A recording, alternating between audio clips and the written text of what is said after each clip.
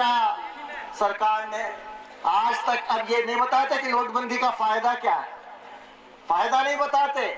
मैं बता दूं गड़बड़ क्या है। एक तो किसान सब परेशान हुआ कि समय पे पैसा नहीं मिला, लेकिन छोटा किसान जो सब्जी बोता था, आलू टमाटर भिंडी, उसका तो सफाया हो गया। छोटे छोटे उद्योग सब बंद हो गए, ठेले वाले छोटे व्यापारी सबका धंधा खत्म हो गया। और मोदी साहब कहते हैं, अब कल एक मंत्री जी लोकसभा में कह रहे थे 56 इंच की छाती वाला ही ऐसा निर्णय ले सकता था। अब तो सुपर का योगी भैया थोड़ी सी।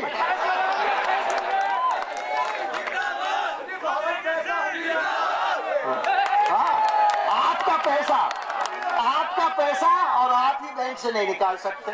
आपने अपना पैसा बैंक को रखने के लिए दिया था, वो सरकार का पैसा नहीं। हो गया। भैया जो नवयुवक नवयुवती सोचती है कि शादी का दिन याद रखेंगे जिंदगी भर, वो शादी में ही गड़बड़ कर दी इसने। लोगों को शादी में उत्साह का जश्न मनाने का मौका ही नहीं मिला। हजारों लाखों नवयुवक नवयुवती बेचारे ऐसे ही शादी करके चले गए। बेचारे पंडित जी को भी पैसा नहीं मिला शादी कराने वाले को। तो इसलिए मोदी साहब तो गए ना। हिंदुस्तान में यूपी में करा दिया मुस्लिम और हिंदू का झगड़ा, और हरियाणा में जातियों का झगड़ा करा दिया, और आर्मी बुला ली ना आपके खिलाफ। वोट दोगे कभी भाजपा को? भाजपा का सफाया।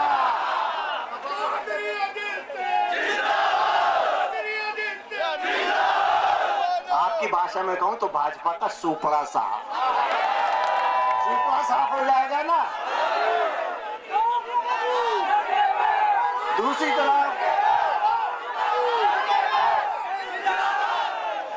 तरफ है सपा की सरकार। मैं उसके बारे में कुछ नहीं कहना चाहता, सिर्फ जो मुलायम सिंह जी ने कहा और जो शिवपाल जी ने कहा वही दोहराना चाहता हूँ। मुलायम सिंह ने कहा हमारी सरकार में सब एमएलए एमएलसी जमीनों पे कब्जा करने में लगे। वो ये कहना भूल गए कि माइनिंग का भी एक बैठा रखा है आपने, लूटने वाला प्रजापति। और यही शिवपाल ने कहा जितनी शराब की तस्करी हो रही है हमारी पार्टी वाले कर रहे हैं। नाम ले लेके बताया। हर एक थाने में क्या हो रहा है पता है आपको? बहुत बड़ा घोटाला। अगर किसी गाड़ी पे सपा का झंडा तो समझो उसके अंदर गुंडा। और किसानों के इन्होंने भी कुछ वायदे किए थे, अब तो नया घोषणा पत्र आ गया है। पुराने याद दिला दूं वायदे नवयुवकों को। बेरोजगारी भत्ता मिल गया, किसानों का 50,000 तक का कर्जा माफ हो गया। तो भैया कब तक ये बहकाते रहेंगे आपको? लड़ाई आपके लिए, गद्दे की लड़ाई कौन लड़ता है? लोकदल। भ्रष्टाचार के खिलाफ कौन लड़ाई लड़ता है? जो नौकरियों में धांधली करते हैं, इस सरकार ने 5 साल में की है, उसके खिलाफ कौन लड़ाई लड़ता है? तो जब लोकदल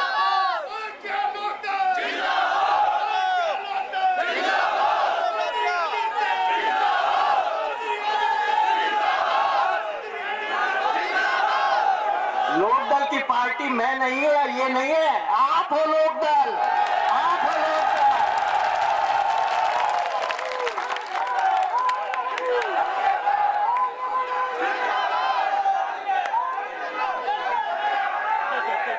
और एक बहन जी भी होंगी यहाँ लड़ाई में। बहन जी राजनीति में नहीं है, बहन जी का धंधा दूसरा है। टिकट वालों को सबको पता है बहन जी का क्या धंधा है। अब तो जो मिलने जाता है उसको भी पता है क्या धंधा है। राजनीति से उनको कोई मतलब अभी तो बिना पढ़े तो 2 शब्द भी नहीं बोलती हूँ। तो इस बार फिर से लोकदल को झंडा बुलंद करने का मौका आपको मिला है। मैं चाहता हूं कि लखनऊ में फिर से गरीब आदमी की आवाज गूंजे, किसान की आवाज बुलंद हो, नवयुवक की सुनवाई हो, महिला पे अत्याचार खत्म हो, और ये आपके हाथ में है।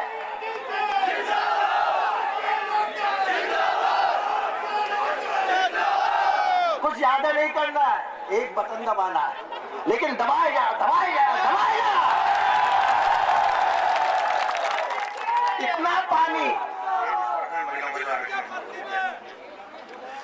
इतना पानी बहाओ, इतना पानी बहाओ, सारे उम्मीदवार बह जाए और लोकदल का उम्मीदवार लखनऊ पहुंच जाए। हम क्या करने वाले, अभी घोषणा पत्र आप देख लीजिएगा डिटेल में। सरकार बनते ही 100 दिन के अंदर जो अखिलेश ने 1200 करोड़ रुपया गन्ना किसानों का जो ब्याज का मिलना था और माफ कर दिया था, वो किसानों को दिया जाएगा। किसान आयोग बनेगा, वो तय करेगा कि किसानों की आजीविका में क्या करना चाहिए जिनसे उनकी तरक्की हो सके। हम नौकरी में पारदर्शिता लाएंगे। सरकारी लाखों नौकरी खाली पड़ी है, 5 साल में सरकारी नौकरी में रेट बंधा हुआ था, एक नौकरी का रेट, कोई गरीब आदमी को नौकरी नहीं मिल सकती थी। हम पारदर्शिता लाएंगे और 200 दिन के अंदर जितना भी लाखों सरकारी नौकरी है सब में आपकी भर्ती करने का काम करेंगे। हम आपके लिए छोटे उद्योगों को बढ़ावा देंगे। छोटा उद्योग बढ़ेगा तो आपको रोजगार मिलेगा। टेलीफोन बांटने से रोजगार नहीं मिलना, आपका भला नहीं होने वाला। अखिलेश जी तो बांट रहे हैं ना, अगली बार चार्जर बांटेंगे।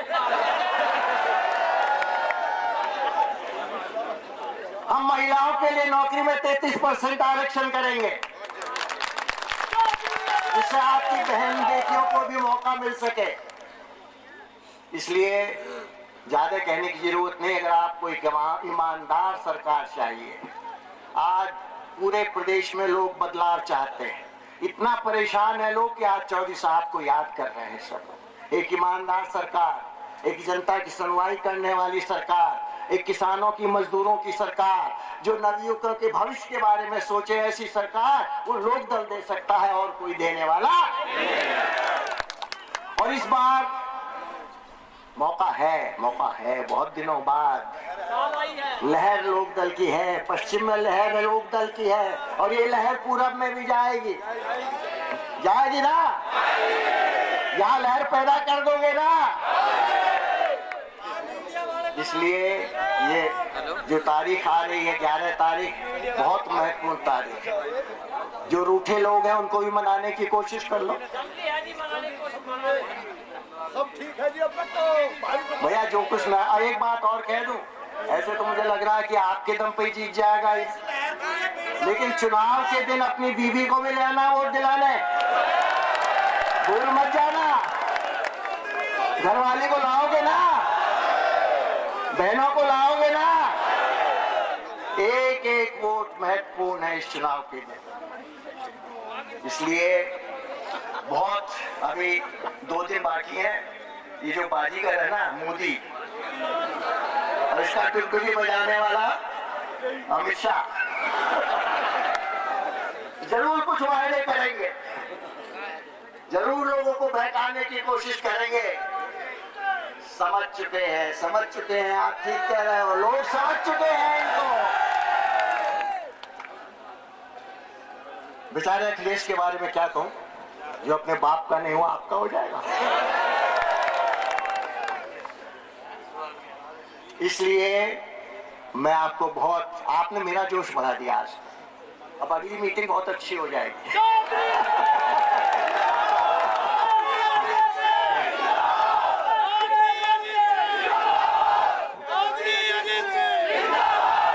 तो एक एक वोट लोकदल की, लोगों को मनाओ, समझाओ, घेरो, जो करना हो करो। लेकिन इस बार मैं एक बात और कह दूं, मैं 30 साल से राजनीति कर रहा हूं। जो कुछ मुझे मिला है मेरे लोकसभा क्षेत्र ने दिया है, जिसमें आप लोग भी शामिल हो।